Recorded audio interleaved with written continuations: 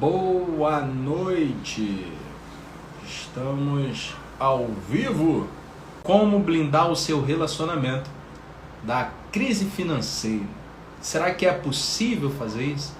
Uma vez que esse tema é de extrema importância, né?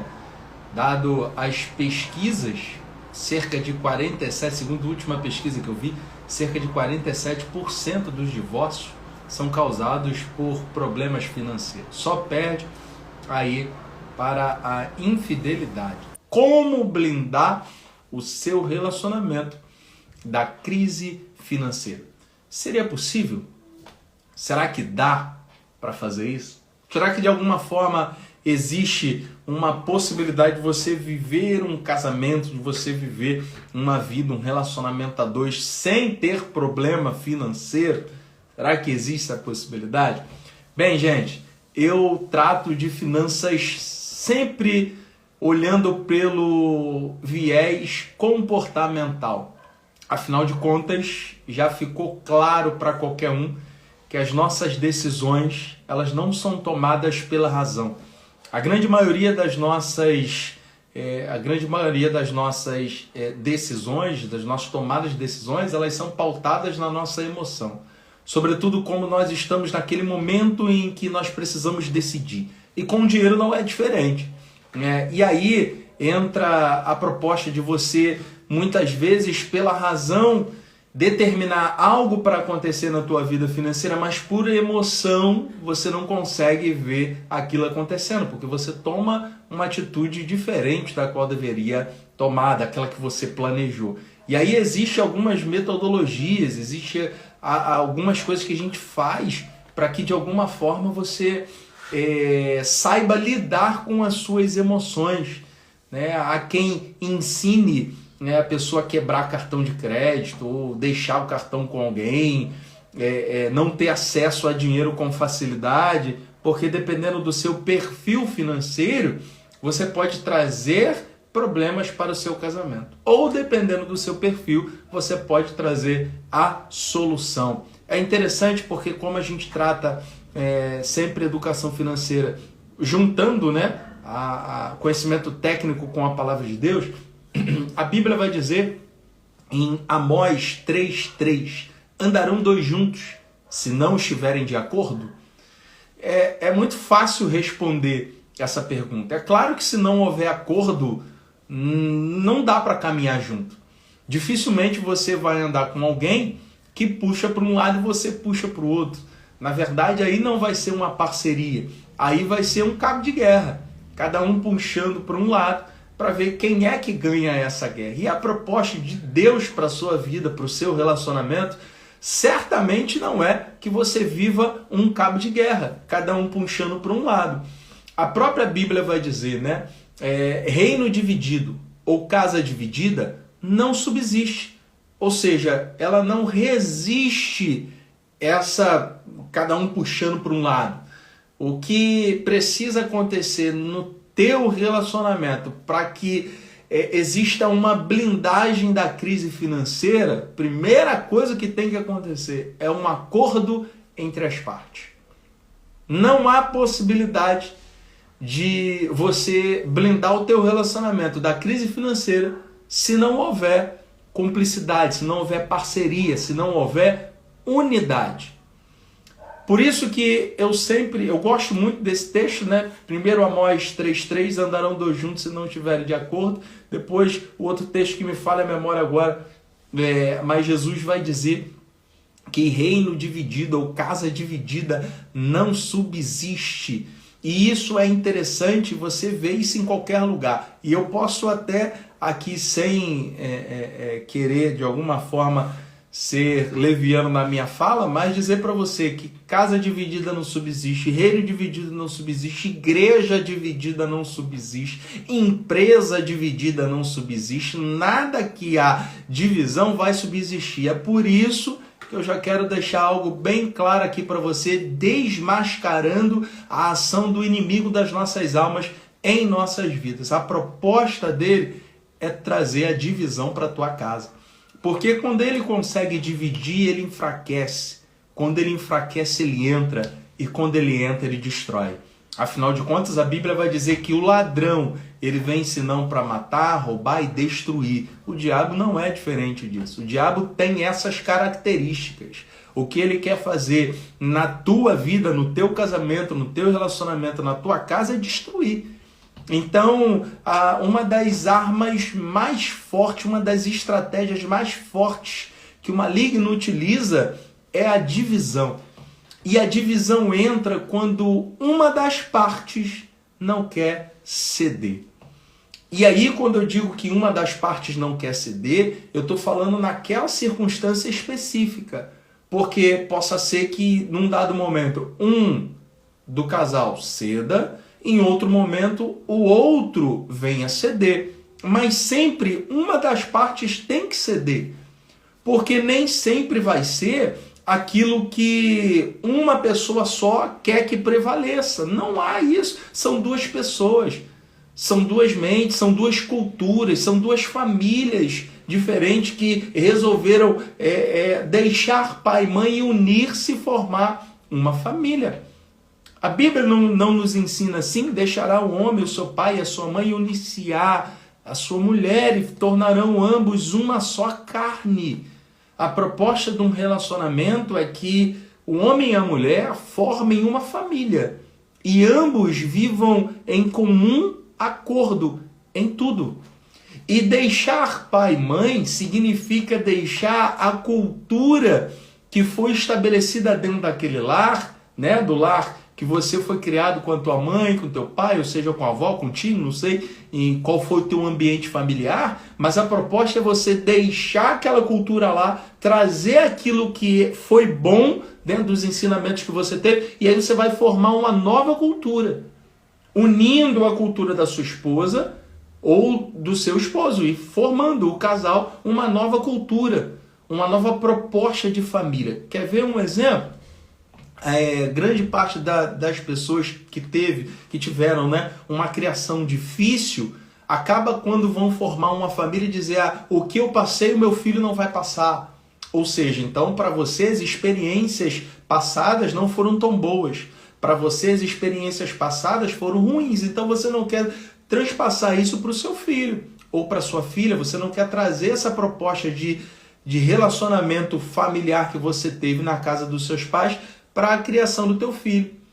Então percebe como é que você deixa uma série de coisas, incluindo a cultura, e aqui nós estamos tratando de questões financeiras, então você precisa deixar a cultura financeira que você teve com seu pai, que você teve com a sua mãe, trazer aquilo que foi bom e alinhar juntamente com a sua esposa, né? Falando com a sua esposa pelo fato de eu ser homem, e aí você vai deixar com a sua esposa.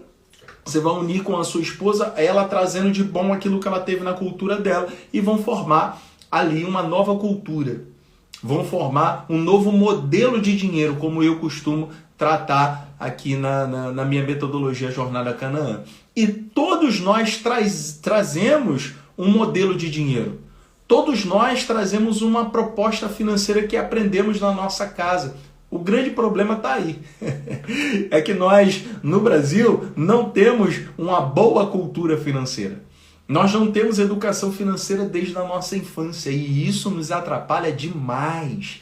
Por quê? A maioria, sobretudo ao nosso redor, né, existem famílias que financeiramente não tem ali um padrão elevado, e eu deixo claro para você que educação financeira ela independe do valor que você recebe mensalmente. Tá? Você precisa ter educação financeira se você recebe um salário, menos de um salário, ou se você recebe 10, 20, 30, 50 mil reais. Se não tiver educação financeira, o volume de dinheiro não importa.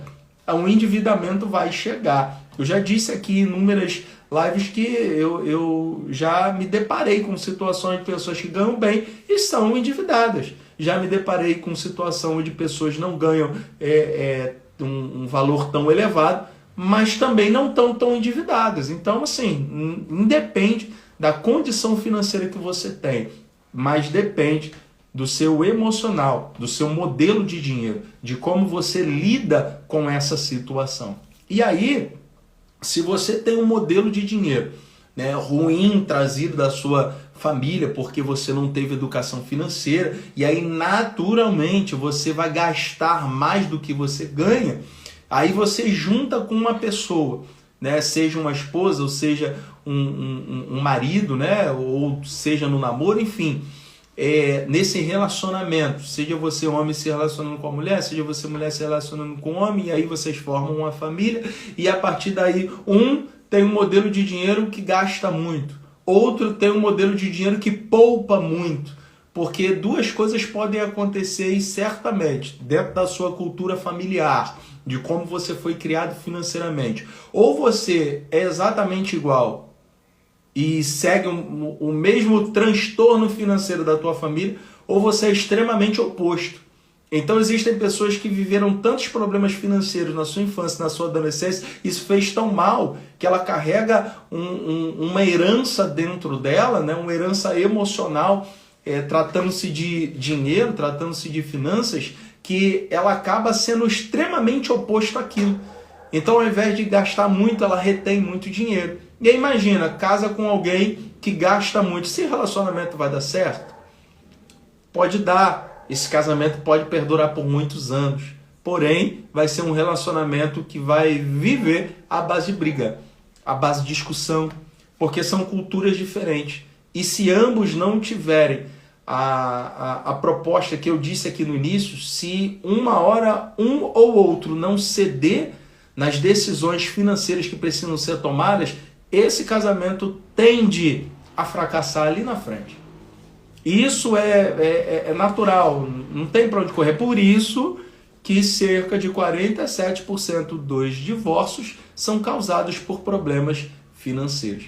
E aí, o que você precisa entender dentro disso é que existe os padrões, existe os tipos de relacionamento financeiro. Eu separei aqui alguns, no mínimo 5 comportamentos financeiros, né? A gente chama de perfil financeiro. Eu separei aqui no mínimo 5 perfis financeiros que vai tratar um pouquinho, e aí de repente você se vê em um desses perfis que eu colocar aqui. Olha bem, que interessante. O primeiro perfil é o poupador. O nome já diz, né? Aquela pessoa que tem a tendência de economizar, de priorizar determinadas coisas em função do seu divertimento. É aquela pessoa que é vista como o famoso pão duro, né? Aquela pessoa que quem convive diz que dá tchau de mão fechada. Mas na verdade não é por aí. O poupador tem o seu ponto forte, né? Assim como o ponto fraco. O outro perfil é o gastador, que é, obviamente, o oposto do poupador. O gastador é aquele que gasta, vive o hoje. O poupador pensa no futuro, o gastador só pensa no hoje. E ele diz o seguinte: não, a gente só vive uma vez, dinheiro foi feito para gastar. Você já ouviu essa frase? Se já ouviu, comenta aí. Dinheiro foi feito para gastar. Caixão não tem gaveta, então não vou levar nada, eu tenho que viver o hoje. Só que esquece que a vida passa, o tempo passa. E aí, se você não se planejar para daqui a 5 anos, os 5 anos vão chegar, você se planejando ou não. Então é muito mais fácil você se planejar para tomar decisões acertadas hoje, para que amanhã você possa usufruir da decisão que você está tomando hoje. O grande problema é que, como eu trato de finanças comportamentais, eu vou dar uma dica para você. Quando você pensa em poupar hoje para daqui a 5 anos, o seu cérebro entende como se você tivesse esse dinheiro que você está poupando, como se você estivesse emprestando para um estranho. Você empresta dinheiro para um estranho? Dificilmente. Ainda que a pessoa fale, não, eu vou te devolver. É difícil. Você pode até dar aquele dinheiro, mas você nem vai contar em receber, porque você não conhece a pessoa. É a forma como o seu cérebro, isso é científico, isso é pesquisa. Foi feito exame de imagem no cérebro para entender como o cérebro agia quando a pessoa pensa em poupar para o futuro. É a mesma sensação, são os mesmos sentimentos de você estar emprestando para um estranho. É por isso que poupar para o futuro ou investir para o futuro é difícil. Então o que a gente faz dentro da metodologia, né? A jornada Canaã? A gente utiliza métodos, a gente utiliza ferramentas que fazem com que a pessoa antecipe esse futuro. Mas como é que faz isso? Ora, ao invés de eu pensar em poupar para 5 anos, o que eu faço? Eu penso em poupar em 6 meses. Eu divido, né? Se eu tenho uma meta aí de em 5 anos poupar, exemplo, 10 mil reais, eu divido isso. Divido isso em 5 anos. Então vai dar R$ 1.000, 10 mil reais em 10 anos, exemplo, tá? 10 mil reais em 5 anos. Então vai dar R$ 2.000 por ano. Aí eu divido isso por 6 meses. Então vai dar R$ 200 por mês. É o que eu preciso poupar. Exemplo.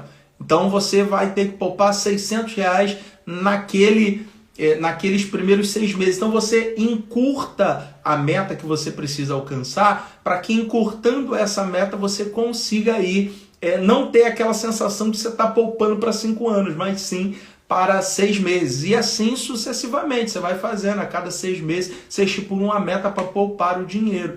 E com isso você vai ajudando o seu cérebro, na verdade vai tentando ali de alguma forma ganhar o seu cérebro, né? Para que você consiga poupar sem sentir a dor de estar emprestando para um estranho. Então, nós temos o perfil que é o poupador, nós temos o perfil que é o gastador, que quer viver o hoje, não quer saber do amanhã.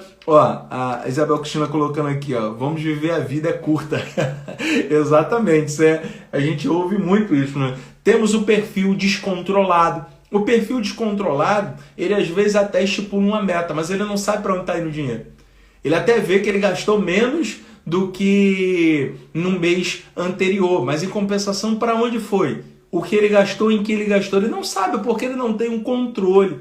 Então tem um perfil poupador, perfil gastador, perfil descontrolado, tem o perfil desligado, não sabe de nada, nem abre a fatura do cartão, ele só olha o valor cheio ali do final da fatura para poder efetuar o pagamento, mas ele não sabe o que gastou.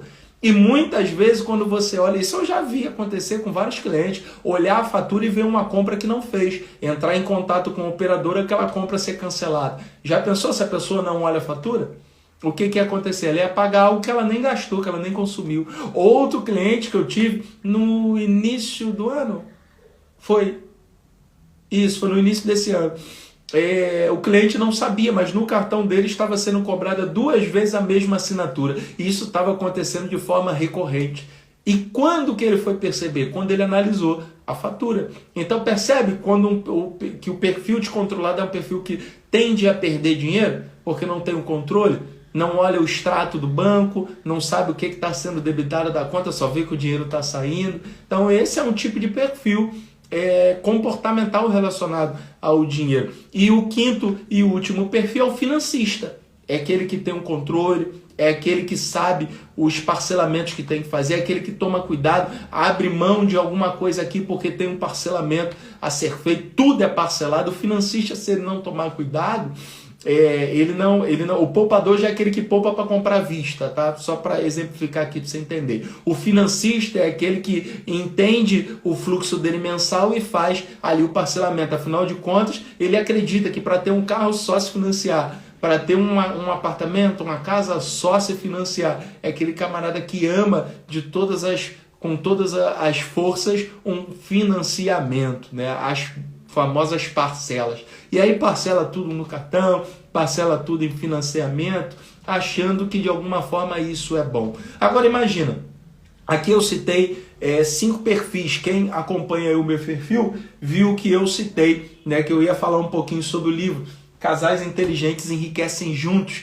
É um livro do Gustavo Cerbasi muito bom para quem está formando família, pensando em formar família, que vai tratar justamente, e ele vai alertar sobre esses perfis financeiros. Ele vai falar sobre esse perfil, né, que a gente precisa tomar cuidado. Cada um deles, exceto o gastador. Gastador, qual é o ponto forte do gastador? Aquele que vive o dia de hoje, mas e o dia de amanhã? Então, o gastador acaba não tendo um ponto forte, né? Mas os demais perfis, todos eles têm um ponto forte e um ponto fraco.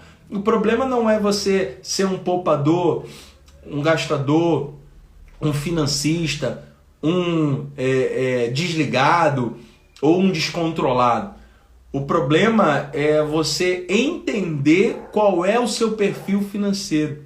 Entendendo qual é o seu perfil, você precisa entender qual é o perfil financeiro do seu par, né? da pessoa que está formando com você ali, o casal. Se você é homem, né, a mulher que está se relacionando com você. Por outro lado, se você é uma mulher, qual é o perfil financeiro desse homem que você está formando o relacionamento? Quando você entende qual é o perfil financeiro dos dois, você vai perceber que vai ser necessário, em algum momento, você estabelecer um limite. Porque se não houver limite, não vai dar certo. Se não houver limite, a tendência vai ser brigas quando a temática é dinheiro. Você, por um acaso, já passou por isso? Não precisa colocar aí no chat, não. Mas é só para você pensar. Quando se senta para conversar sobre dinheiro, há conversa na sala da tua casa? Ou quando o tema é dinheiro, uma ou outra parte acaba levantando um pouco a voz e a conversa não termina bem. Percebe como é que isso é sério e influencia no relacionamento? Percebe o quanto isso é tão sério ao ponto de acabar com relacionamentos? Por isso que você precisa entender qual é o seu perfil financeiro. Qual é o perfil do seu cônjuge, seja você casado, do seu namorado, da sua namorada, ou do seu noivo, da sua noiva. Qual é o perfil financeiro? Quando você consegue identificar qual é o perfil, aí você parte para o entendimento, para a conversa. Porque se não houver conversa sobre as finanças do casal, seja namorado, seja noivo, seja casado, independente do tempo de casamento, naturalmente vai chegar uma hora que essa bomba vai estourar. E se essa bomba estourar, a tendência é ter problema, a tendência é ter brigas, a tendência é de alguma forma o casamento até acabar. E para que isso não aconteça, é necessário você então passar a conversar sobre finanças. Agora, vamos lá. Uma das coisas que precisa ficar claras aqui. Não há possibilidade de você viver uma vida financeira onde você gasta a mesma coisa que você ganha. Ou aonde você gasta mais do que você ganha. Não tem possibilidade disso acontecer. Porque se você vive nesse limite, se você vive gastando tudo que entra, tudo que você recebe você gasta, ou você gasta além do que você recebe, você tem problemas financeiros. Ah, pastor, então o que o senhor está falando é óbvio que não é nenhuma novidade. Na verdade, estou todo enrolado com cartão, estou todo enrolado com cheque especial, estou todo enrolado com empréstimo. E isso é o que acontece com grande parte das famílias brasileiras. Afinal de contas, nós não temos educação financeira. Mas se você propor no seu coração mudar, é como o evangelho, gente. Uma vez que você aceita Jesus, você tem que mudar as velhas práticas. Uma vez que você conhece educação financeira, você precisa mudar as velhas práticas. Se você não mudar, você vai continuar na mesma. Aí você vai dizer, quanto que me custa mudar? Eu te faço uma pergunta, quanto que te custa continuar na mesma condição que você está? E talvez a condição financeira que você esteja vivenciando hoje dentro do teu casamento não seja uma condição favorável. Mas o que você precisa fazer? Precisa conversar. Existem casais que um não sabe quanto o outro ganha. Existem casais que não compartilham um com o outro a situação financeira, ou quando compartilham não falam toda a verdade. E isso é um problema. Porque imagina, serão ambos uma só carne. E aí como é que funciona? Serão ambos uma só carne. Então vocês dividem a mesma cama. Vocês compartilham da mesma comida. Vocês compartilham de tudo. Mas quando chega na hora do dinheiro é separado. Cada um tem as suas contas, cada um paga as suas contas, cada um faz do seu jeito. E aí quando um chega a comentar com o outro é porque na verdade já estourou a bomba. E aí não sabe como se fazer. Gente, o tema do livro é interessante porque casais inteligentes enriquecem juntos. Ah, mas aí é um livro e é secular, tá bom. Reino dividido não subsiste, ou seja, tem que estar em unidade. Casa dividida não subsiste, tem que estar em unidade. Andarão dois juntos se não estiverem de acordo? É muito melhor serem dois do que um, porque se um cair, o outro levanta. Ou seja, é necessário haver, ter cumplicidade, é necessário haver unidade dentro desse relacionamento. Agora, como trazer essa unidade dentro de uma cultura que há anos de casado não se junta as finanças? Eu posso te afirmar que sozinho dentro do relacionamento, tratando-se de finanças, você pode até chegar no teu objetivo pessoal mais rápido. Isso aí não tenha dúvida. Porque talvez a tua esposa ou talvez o teu marido tenha um perfil gastador.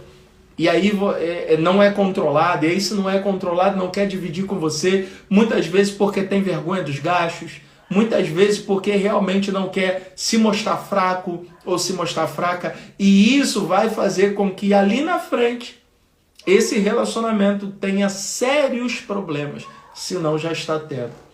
E aí a gente percebe biblicamente o quanto é importante haver essa unidade. Tá bom, você não quer dividir o dinheiro, mas por quê? Você percebe o quanto não é algo tanto quanto racional e sim emocional? Porque talvez você, na tua infância, tenha visto o teu pai ou a tua mãe tratando o dinheiro dessa forma. Uma ou outra parte você via que não sabia administrar bem, e aí você transporta isso para o teu relacionamento e acha que se você não tiver o controle, as coisas não vão dar certo. Porque lá no teu passado, teu pai, ou tua mãe, ou a família que você viveu, tem uma tendência a administrar o dinheiro dessa forma, você viu o quanto isso foi ruim, e por isso você não consegue compartilhar os resultados financeiros com o teu marido ou com a tua esposa. Ou talvez você acredite que por ser homem ou por você ser mulher, de repente ganhar mais do que o teu marido, não sei, né? Você tem as suas razões, você acha que de alguma forma, se sair da tua mão vai dar tudo errado. O mais importante, gente, não é se é o homem que tem que administrar ou se é a mulher que tem que administrar. Aí eu coloco aqui a minha opinião. Quem tem que administrar são os dois em conjunto, porque as decisões não podem ser tomadas de forma unilateral. Serão ambos uma só carne. Então tem que haver uma conversa e a decisão tem que ser tomada em conjunto. O grande problema é que ambas as partes têm sonhos, têm desejos, têm emoções e querem fazer questões ali individuais. E aí, olha onde entra o problema, porque no início do relacionamento, lá na fase do namoro, era tudo nós. Nós vamos fazer isso. Quando nós tivermos o nosso carro, quando nós tivermos a nossa casa, quando nós fizermos a nossa viagem, enfim, tudo era o nós. E aí acabou-se, num determinado momento, anulando o eu. Olha que interessante. E aí quando você anula o eu na fase de namoro, quando chega no casamento, a tendência é que chega um dado momento do casamento, você começa a pensar, poxa, eu gostaria tanto de ter feito isso e não fiz, porque eu me anulei em função do outro. E aí agora você não compartilha mais as decisões financeiras, por quê? Porque na verdade você quer viver aquilo que você não vivenciou na época de namoro ou na época de solteiro. E isso, obviamente, vai trazer um problema para o teu casamento, porque agora você não é mais solteiro, agora você não está noivo, agora você está casado. E se você está casado, você precisa compartilhar. Porque se você não está compartilhando, você está puxando para um lado. A outra parte está puxando para o outro. A tendência dessa corda é arrebentar. E quando essa corda arrebenta, ficam duas pessoas frustradas, duas pessoas tristes, duas pessoas aí que poderiam formar uma potência, porque eu ouvi uma frase que eu gosto muito e eu sempre replico isso: Deus não une pessoas, Deus une propósitos. E se Deus une propósito, Deus conhece como você se relaciona com dinheiro, como a outra parte se relaciona com dinheiro. E aí se Deus, através de uma escolha de vocês, uniu esses propósitos, é necessário que você entenda que precisa ceder em determinado momento. A outra parte precisa ceder em determinado momento. E aí quando um ou outro cede e consegue ali seguir de acordo, vocês vão ver que as decisões estando em comum acordo, o casamento vai fluir de uma forma bem melhor do que estando à base de briga e à base de discussão. O dinheiro não pode ser pivô de brigas na tua casa. O dinheiro não pode ser pivô de brigas no teu casamento. O dinheiro não pode ser um tema que, quando abordado nas conversas entre o casal, dê briga. Aí vai dormir um na sala, outro no quarto, porque tocou no tema dinheiro. Mas eu quero te dizer algo, que a Bíblia fala sobre dinheiro. Paulo vai dizer a Timóteo que o amor ao dinheiro é a raiz de toda espécie de males. E isso é interessante, porque se você analisar friamente, você vai ver o quanto esse apego ao dinheiro acaba trazendo transtornos para as famílias. Porque olha bem, você é tão apegado ao dinheiro que você não consegue compartilhar com o teu cônjuge. Por quê? Porque se você compartilhar, a decisão que você tomou pode ser uma decisão que não pensou no casal. E se você não pensou no casal na hora de tomar a decisão, você sabe que quando falar, quando colocar esse tema na mesa, quando colocar esse tema nas conversas entre o casal, vai dar briga. E aí o que você faz? Você omite. Omitindo, você acha que Deus de alguma forma está se agradando com isso? É óbvio que não. Agora, por outro lado, como é que é a outra parte? A outra parte é compreensível? A outra parte cede se tiver que ceder? Você percebe o quanto é delicado essa temática e o quanto ela precisa ser de fato conversada à luz da Bíblia, à luz de um planejamento? Gente, se não houver planejamento na família, não vai ter sucesso financeiro. Você não vai conseguir, porque sem planejamento você não consegue economizar. E quando eu falo economizar, eu não estou falando que você tem que ser um poupador, reter, ao ponto de não se divertir porque está economizando, ao ponto de não comprar uma coisa porque você vai estar gastando. Não, não é isso, gente. Planejamento financeiro é gastar com consciência, não é só economizar. Quando você gasta com consciência, às vezes determinados gastos vai ser economia. Então, a questão é gastar com consciência, não é só economizar. Muita gente acredita que o planejamento financeiro é isso. Não, agora eu não vou poder gastar, agora eu não vou poder comprar, agora eu não vou poder fazer. Nem sempre é assim, gente. Porque nós somos seres humanos e vivemos num mundo onde a gente precisa consumir. A gente não pode ser consumista. E eu tenho uma live falando sobre isso. Depois, quem está chegando agora, no link da bio tem um canal do YouTube, entra lá, se inscreve, você tem acesso a todas as lives que eu fiz aqui. Essa live não fica gravada aqui no perfil do Instagram, mas ela, posteriormente, ela é editada e ela é colocada no canal do YouTube. Então, você precisa entender que, como ser humano, você consome. E consumindo, você faz bem até para a sociedade, porque você está fazendo a economia girar. Agora, o que você não pode ser é um consumista. E o consumista é aquele que consome em excesso. Seja alimento, seja roupa, seja itens de consumo diário, enfim. O consumista é aquele que compra além da necessidade. Então, quando você se planeja financeiramente, não quer dizer que você só vai ter que poupar, que você não vai mais poder viver. Não é isso. Afinal de contas, hoje existem coisas que você gostaria de fazer e você não faz porque você não tem dinheiro. Olha, talvez hoje você gostaria de estar viajando para a Suíça, mas você não vai porque você não tem dinheiro para isso. Talvez hoje você queria estar curtindo o friozinho, até ali perto de Penedo, por exemplo, mas você não pode hoje porque você não tem dinheiro para isso. Então significa que não é que você vai deixar de viver, não, mas você vai planejar para gastar de forma consciente.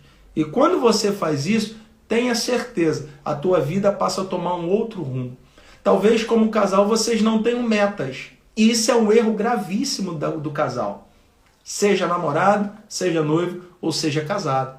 Quando você não tem meta, você não consegue blindar o seu relacionamento da crise financeira. Por quê? Porque se você não tem meta, eu costumo colocar sempre aquela frase do livro Alice no País das Maravilhas. Para quem não sabe para onde vai, qualquer caminho serve. E aí você vai vivendo a vida. Por quê? Afinal de contas, você viver a vida de forma intensa, você trabalha para pagar conta. E trabalhar para pagar conta é frustrante, gente.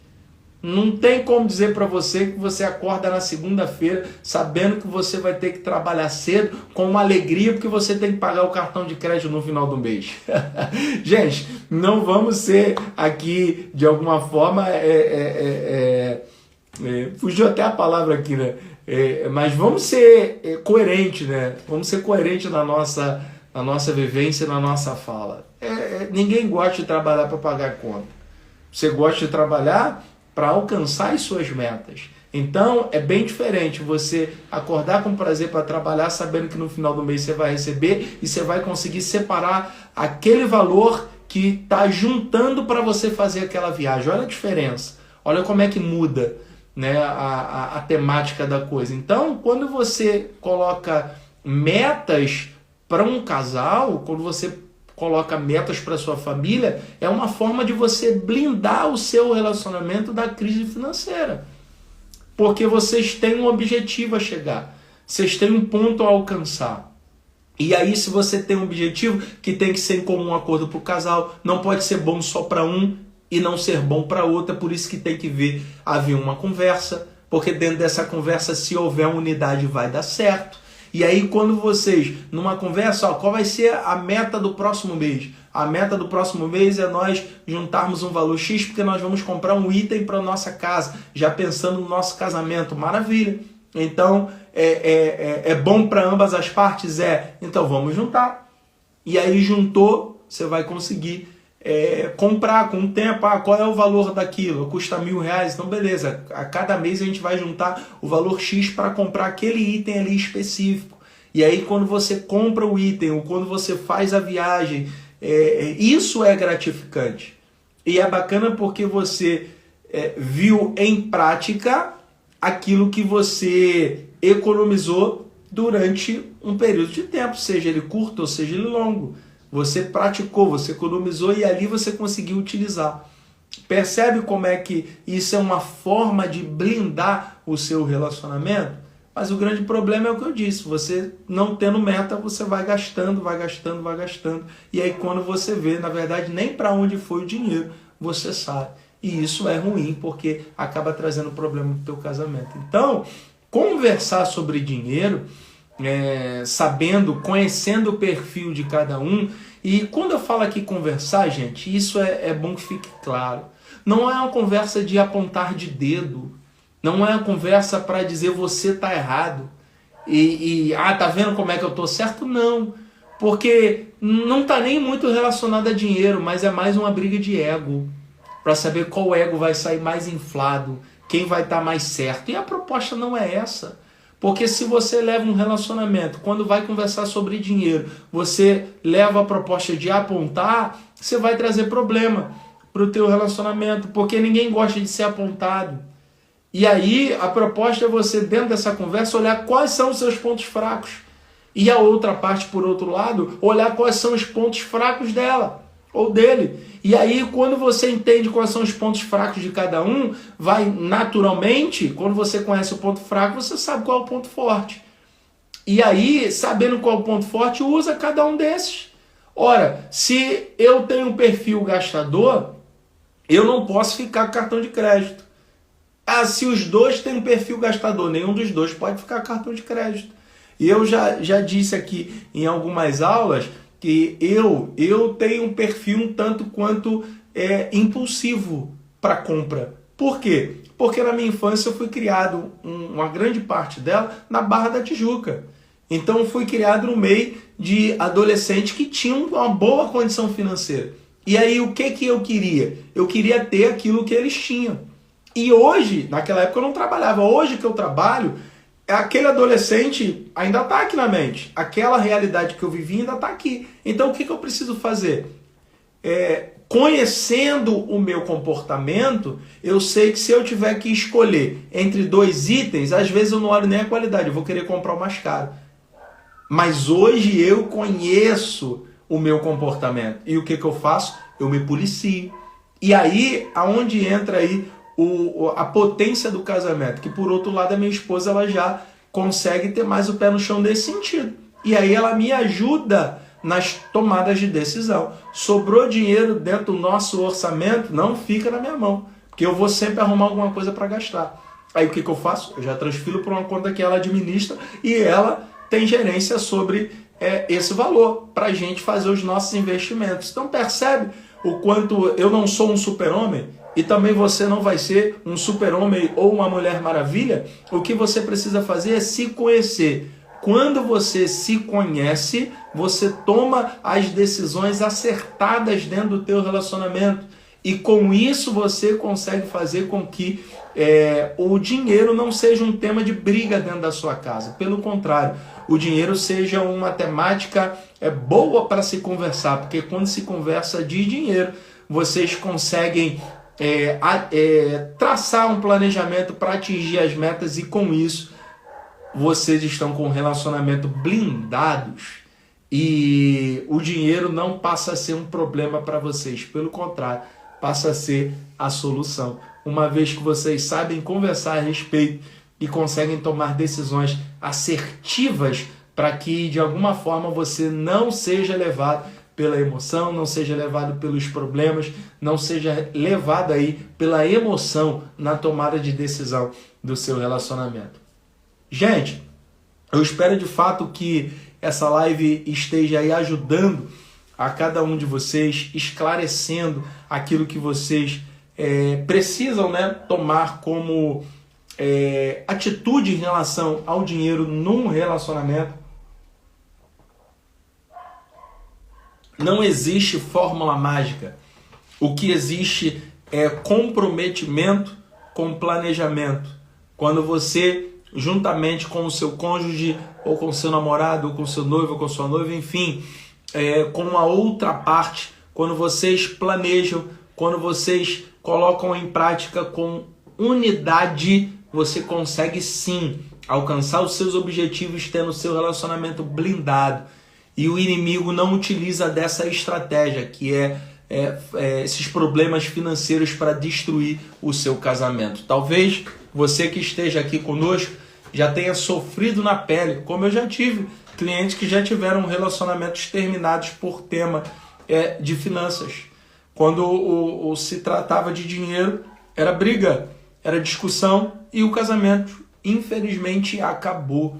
Eu não estou falando para você aquilo que eu não conheço, porque eu já vi testemunhos reais de pessoas que já tiveram, por conta do dinheiro, o fim do seu relacionamento. Então, para que isso não aconteça, você que está no início do relacionamento, você que está aí de alguma forma iniciando, né, um período de casamento, um outro detalhe importante que você precisa aí colocar na tábua do seu coração é que, ainda que no início do relacionamento você pensa muito, nós vamos fazer, é importante que em algum momento haja uma parcela do orçamento para que cada um faça aquilo que tem um desejo pessoal. Porque não é bom você só se anular. É bom você ter aquele valor que você gaste com aquilo que você quiser. Então separa um valor dentro do orçamento para os gastos os gastos com homem, né? Aquele marido que gosta de jogar um futebol, aí tem que comprar um meião, tem que comprar uma chuteira, é um gasto pessoal. A mulher tem que fazer ali a sua unha, fazer o seu cabelo. Estou dando exemplos simples, tá? Mas de gastos pessoais, que vai fazer bem para você e que não vai impactar de alguma forma no relacionamento. Né? É diferente de você, eu sempre tive um sonho de um carro esportivo, eu vou comprar e não quero saber. Não estou falando isso, né? Porque isso é um valor que vai impactar dentro do orçamento. Mas eu estou falando de um valor tranquilo, que dê para, dentro de um planejamento, cada um ter a sua parte para gastar de forma pessoal, ainda que o planejamento seja feito em conjunto. Né? Não, mas eu não gosto. Eu não estou falando que as finanças têm que ser separadas, eu não estou falando isso. O ideal é que vocês unam forças, unam as rendas, unam as receitas para potencializar o planejamento financeiro de vocês. Agora, não quer unir e viveu até hoje? Fique à vontade. O que eu estou falando é passar para vocês não é receita de bolo, é uma metodologia que também não é uma questão de educação financeira, é bíblico, gente. Tornarão ambos uma só carne. Então, como é que é uma só carne, mas a finança é separada? Como isso? Como é que é uma só carne, mas uma gasta uma coisa, o outro gasta outra coisa, e ninguém sabe no que gastou? Não é isso que eu estou falando. Quando eu estou falando que tem que ter uma parcela para cada um ter os seus gastos pessoais, é saber como que está gastando, sem problema nenhum. Se você tem um tipo de gasto que o seu cônjuge não pode saber, você está deixando claro que não é bom para o casamento. Agora, quando se coloca às claras o que está acontecendo, está havendo parceria no relacionamento. Está havendo transparência e o principal, está havendo respeito. Eu acho que saber, não é que, mas e a minha individualidade? A sua individualidade é conversar para que uma parcela do valor fique para que cada um ali gaste com aquilo que quiser, mas não tem problema falar o porquê que é problemático falar sobre isso. Enquanto o amor ao dinheiro for tanto ao ponto de fazer com que você não possa falar com o que você está gastando, isso aí vai ser a raiz dos problemas do teu relacionamento. Olha o comentário aqui. Minha caminhada está tão boa que já consigo me organizar com meu esposo, já fizemos reservas para uma vez, de 2 em 2 meses, fazemos um passeio. Olha aí que maravilha. A Isabel Cristina, ela passou pela mentoria e ela faz parte do que eu chamo de geração de Caleb, que é aquelas pessoas que aprendem a administrar os seus recursos saindo da escravidão do endividamento para viver uma vida de prosperidade. Então, isso é bacana a gente ver depoimentos, né, de alunos que passaram pela mentoria e conseguem hoje viver uma vida de prosperidade. Você sabia que... Você já ouviu falar na crise dos 7 anos de um casamento? Desse livro do Gustavo Cerbasi, ele fala sobre isso. É interessante de algumas coisas que vêm com essa crise dos 7 anos.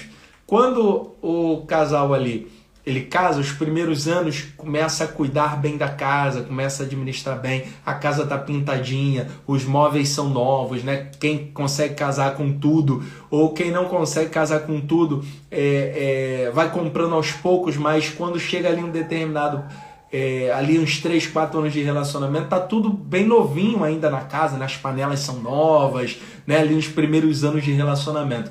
Mas quando vai chegando nos 7 anos, o que acontece dentro do relacionamento? Aquele jogo de panela já não está mais novo, a pintura da casa já não está mais a ideal. E o que aconteceu para um casal que não se planejou? Não tem recurso financeiro para consertar, para renovar. E aí o que acontece?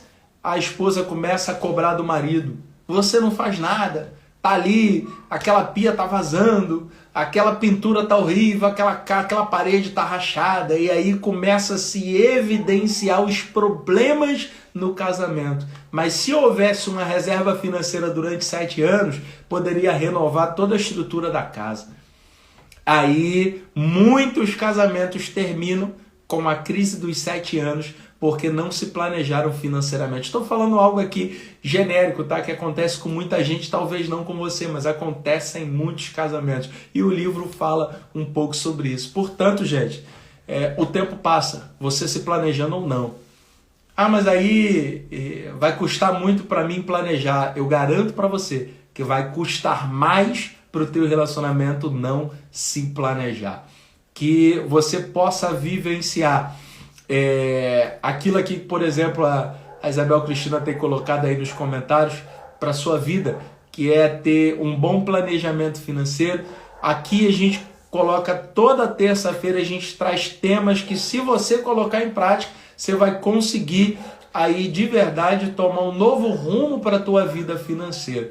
E a minha proposta é justamente essa, é ensinar o povo de Deus a sair da escravidão do endividamento para viver uma vida de prosperidade. E nessa noite, na live de hoje, nós ensinamos como blindar o seu relacionamento da crise financeira. Reconhecendo o seu perfil financeiro, se você é um poupador, se você é um gastador, se você é um financista, se você é um descontrolado. E quando você conhece o teu perfil financeiro, conhece o perfil financeiro do teu parceiro, você consegue ali tomar decisões mais acertadas, como quem vai administrar o dinheiro, quem é que vai ter o controle do cartão de crédito. Não pode ficar na mão do gastador, então fica na mão do poupador, mas o gastador vai trazer aquele equilíbrio, porque em determinado momento vai ter que haver um passeio, vai ter que haver ali algum gasto para o bem do relacionamento. Então, quando você conhece o seu perfil financeiro, quando você planeja financeiramente, toma decisões através de conversas sobre o dinheiro, sobre a vida financeira do casal, você blinda o seu relacionamento e, com isso, o maligno não toca, ele não consegue dividir. Chega de cabo de guerra nessa casa, que haja unidade, que haja cumplicidade, que haja respeito, que haja amor.